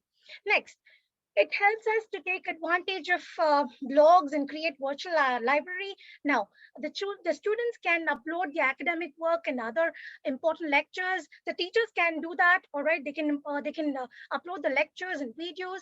They can allow the students to take relevant inputs as reference materials for their studies. We see that not only blogs, you can have so many other things. We're going to come to that.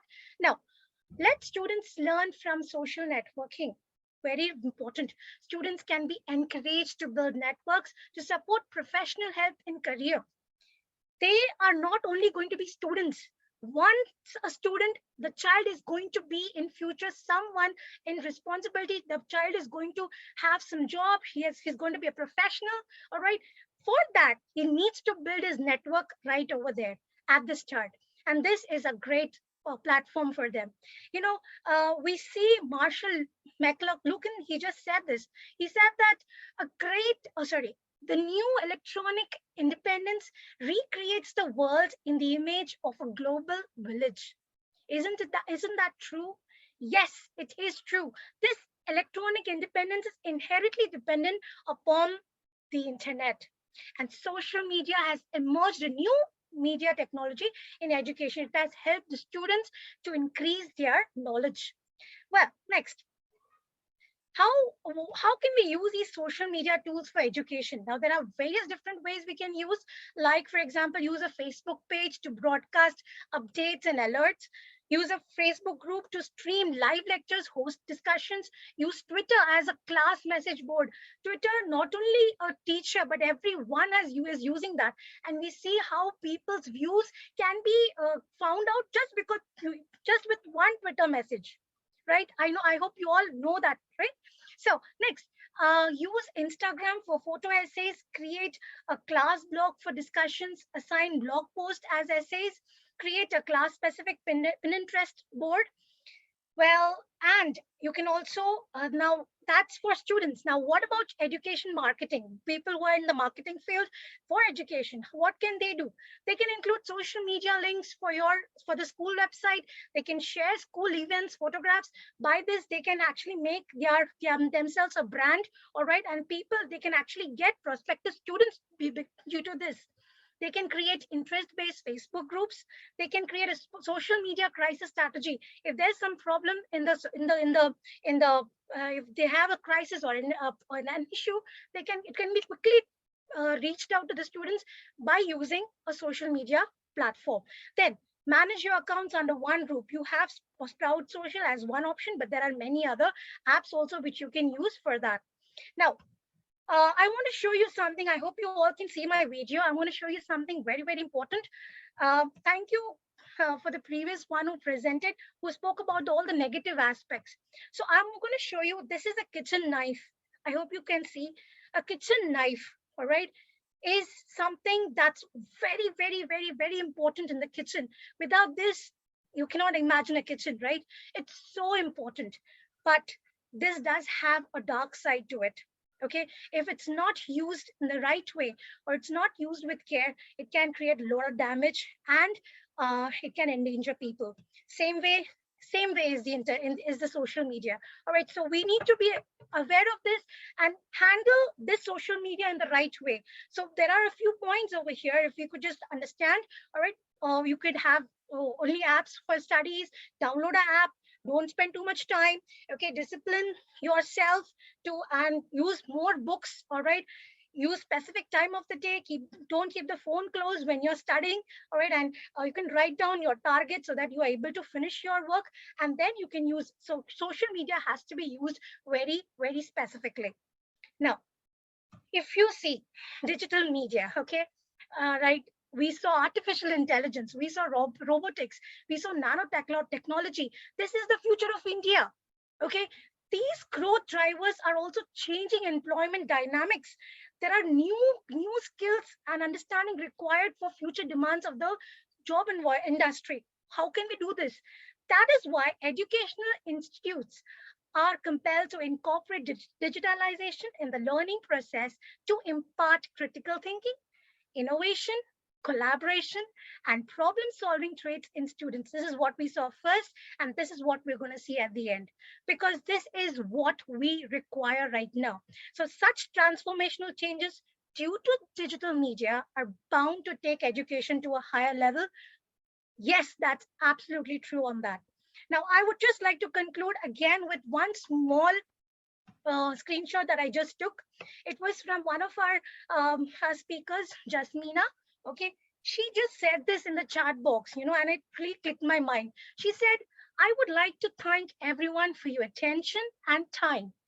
Do connect by email or on social networks, and let's talk. And she, with this chat box, she gave a great impact to my presentation, which says, yes, social networking is important, social media is important, and to be in communication, we need social media. All right, thank you one and all. Thank you. Thank you, Archit, for that amazing presentation. I request Chair, any questions from the session's chair? Yes, I have a question. Very enthusiastic Yes, ma'am. presenter, Achisa.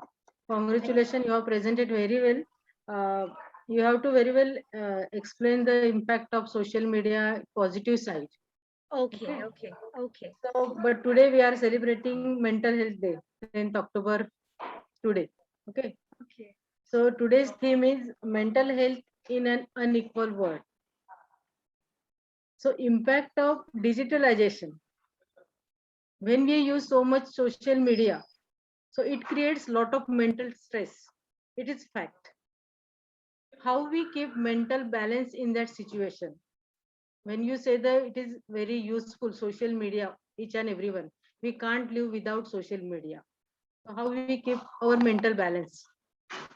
How you minimize our mental stress? There are you asking me that question, how can we do that, right? Yes, thank you for the question. Ma'am, I feel if suppose we have so many other things, social media is a medium. Okay, we are using the social media as a tool for education, but true social media has its own limitations. We can do this if we discipline ourselves. We cannot blame others for anything, because the first thing you get up in the morning, you pick up your phone and you're like checking WhatsApp. Okay, that's it. But is the WhatsApp the problem? No, it's you. Is Evgeny Shkurov. He is candidate of philology Kiev National University and Trade and Economics. He will speaks Ukrainian. I will translate main points, and his topics is Mediapolis and modern communication, media, social media in big city now. Okay, please, Евгений, давайте. А слышно ли меня? Да, давай, говори, я быстро переведу. Так, сучасні масові комунікації, звичайно, нерозривно пов'язані із соціологічним знанням як таким. Зокрема, із життям міста та із соціологією міста. Є кілька основних пунктів масової комунікації у місті. Так. Яна, прошу вас. You can read the translation, but I will speak very quickly. The main functions of mass communication in big city now, we know informational, ideological, educational, and entertaining function.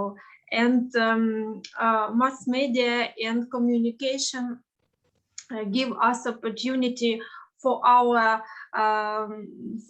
life in big city, because as our participants of our conference also was talking about social media and WhatsApp and our communication, and we need these tools in our life today for our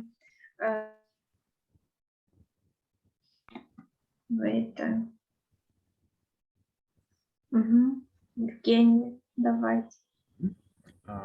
Разом із тим, як зазначає Ніклас Луман, комунікація сама собою є основою функціонування людського суспільства і головною причиною його існування. Суспільство – самореферентна система, і комунікація – те, що підтримує нескінченний процес самоопису і самовитворення. Самореферентний, тобто такий, що постійно себе описує, так? Аби надалі суспільство могло себе знову-таки повторювати, можливо, в якихось інших формаціях, якихось інших категоріях, але нам вкрай необхідно розуміти, що відбувається з нами зараз, так? І принести це знання у майбутнє. У руслі теорії систем...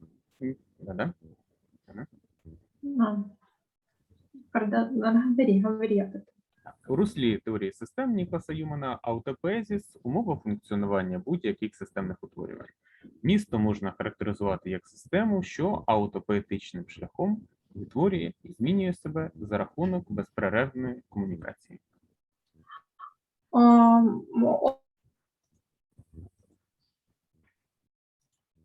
It's need to create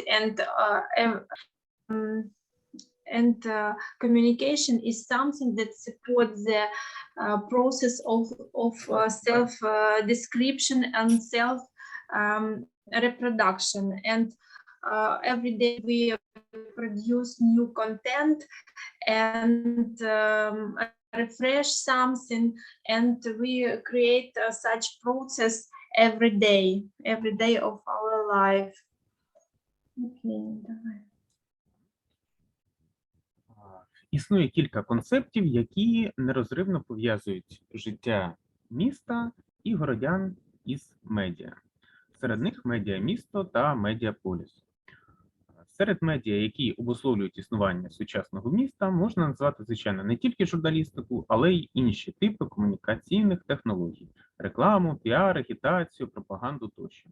Утім, в умовах цифровізації і обмеженої уваги аудиторії, яка страждає від надлишку інформації, окремі комунікаційні технології часто зливаються воєдине. Скажімо, діджитал-форма газети стає інструментом іміджової реклами для політика, а вся її редакційна політика підпорядкована принципу воротаря, термін Вайта, тобто стає інструментом пропаганди.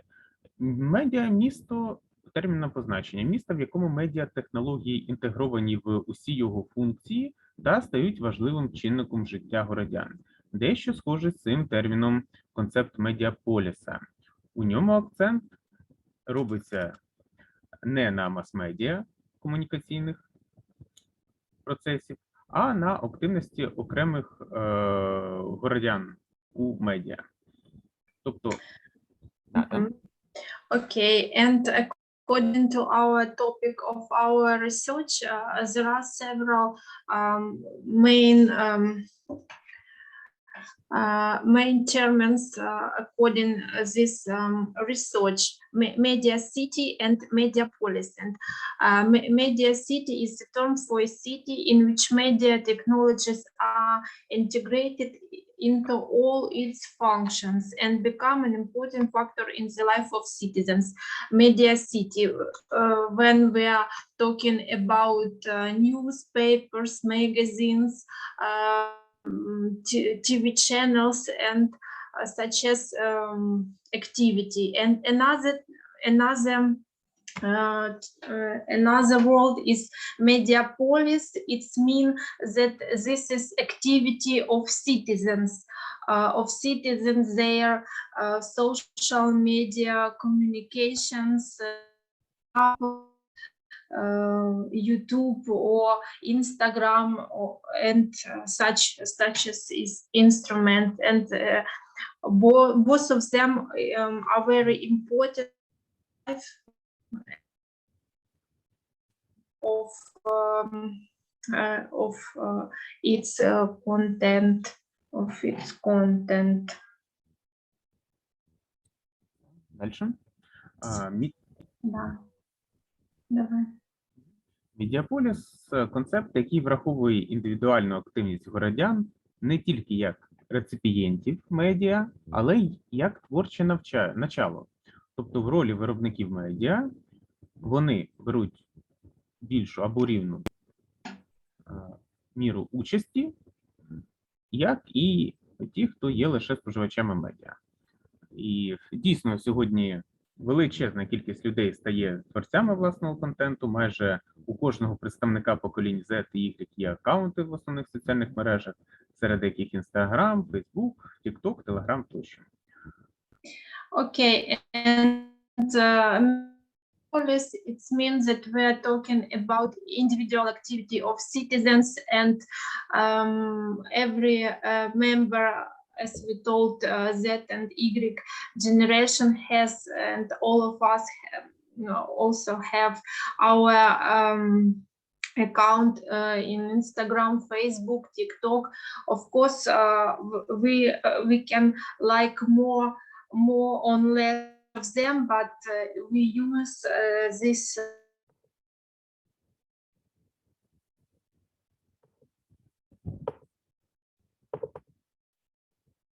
Ой, Яна, вас не слышно. Я сейчас сама переведу. This is the main numbers about Facebook, YouTube, and in Ukraine, about 10 million people use Instagram. Twitter, about 7 million people in Ukraine. TikTok, about 5. Each region of Ukraine, about 50% of citizens of population of each region use some of social media as Facebook, Instagram, Twitter. A lot of people use the social channel. Сучасний світ живе під знаком цифровізації і глобалізації. Деякі міста в силу своєї значимості в процесах комунікації стають глобальними. Приклад таких міст – Нью-Йорк, Токіо, Лондон. Глобальне місто – це вузол у всесвітній системі обміну товарами та інформацією, який за значимістю для світу економіки може займати позицію більш впливову, ніж деякі країни. Варто сказати, що система за концепцією сучасної соціології є річчю, яка завжди замкнута на собі і безпосередньо з навколишнім не комунікує. Зміна відбувається за допомогою її власної комунікації, взаємодії компонентів усередині системи. Отож, якщо медіаполіс визначати як систему в руслі теорії Лумана, то зміни і адаптація міста до зовнішніх чинників відбувається завжди завдяки взаємодії його внутрішніх компонентів, так, аби наше місто прилаштувалося до змін навколишнього середовища. Воно має випрацьовувати певні процеси, які будуть відбуватися за рахунок комунікації у структурі самого міста. Okay, and about very important high technology city for our life, and all of us we depend of or this is our gifts of our we don't know exactly, as all of us have and use to open, for example, WhatsApp or YouTube, and according to today's topics of our conference about digital education, if we have use this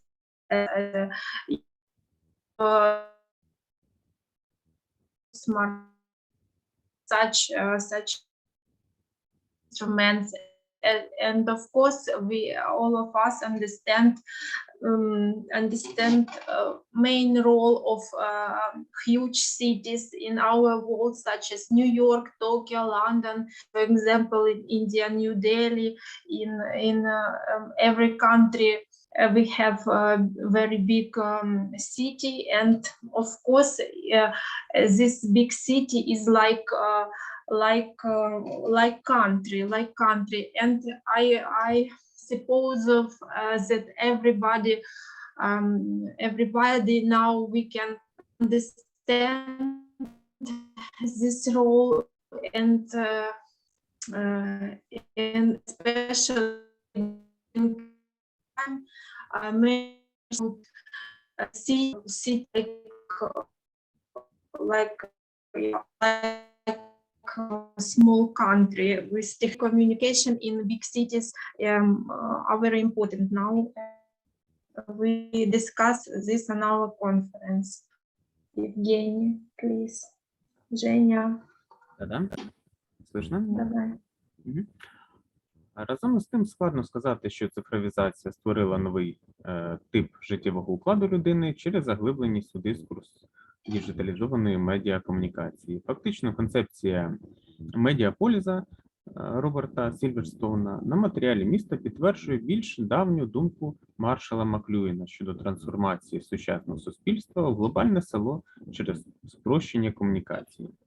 Кожен окремий користувач медіа та соціальних мереж, не дивлячись на рівень професіоналізму, отримує місце в створенні медіапродуктів, впливаючи на дискурс медіаполісу, оскільки глобальне село сучасного міста через свою сингулярну позачасовість, в принципі, майже не має меж. Okay, and we can talk about high technology and such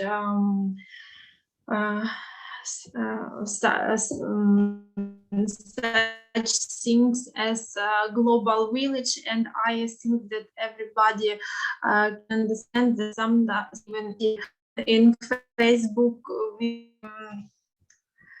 we can meet our friends and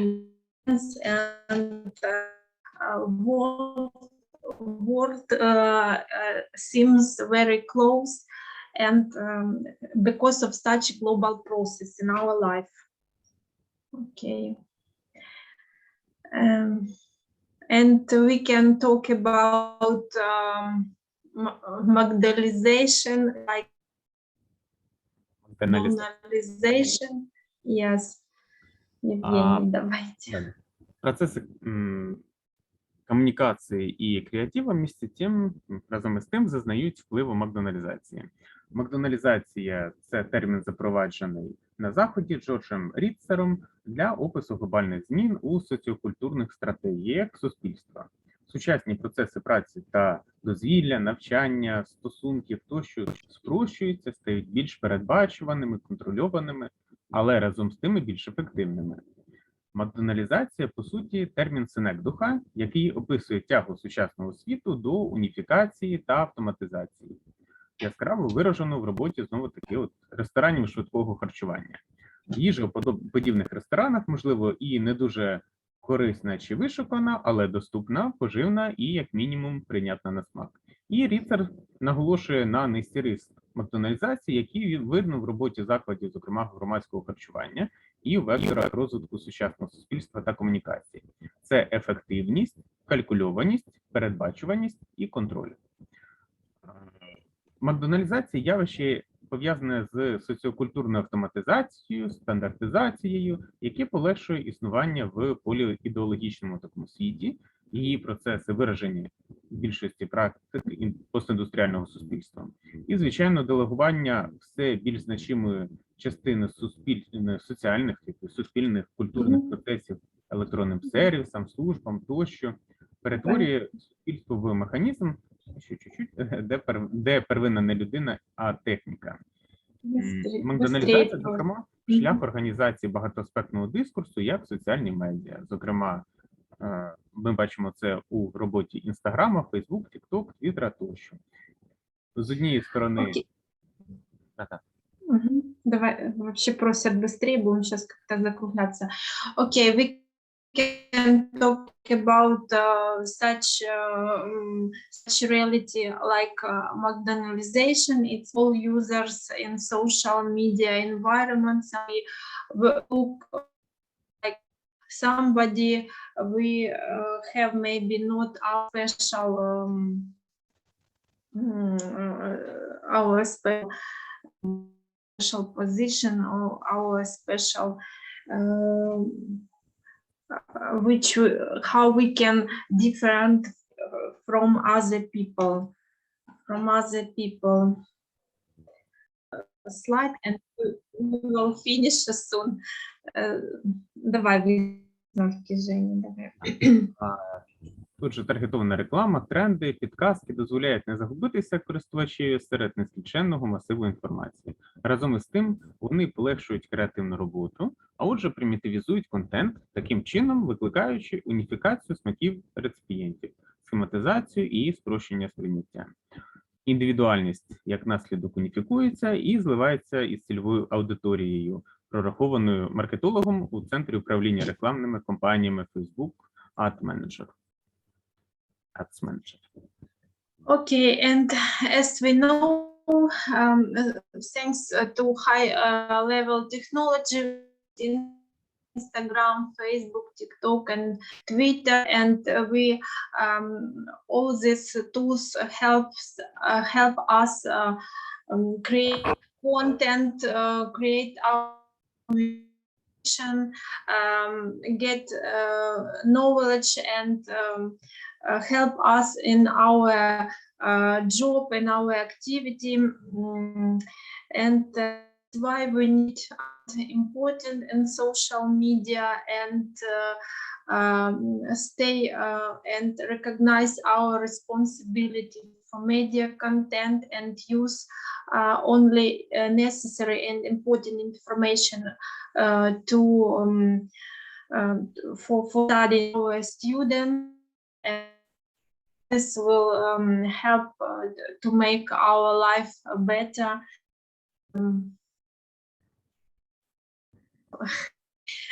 I don't know.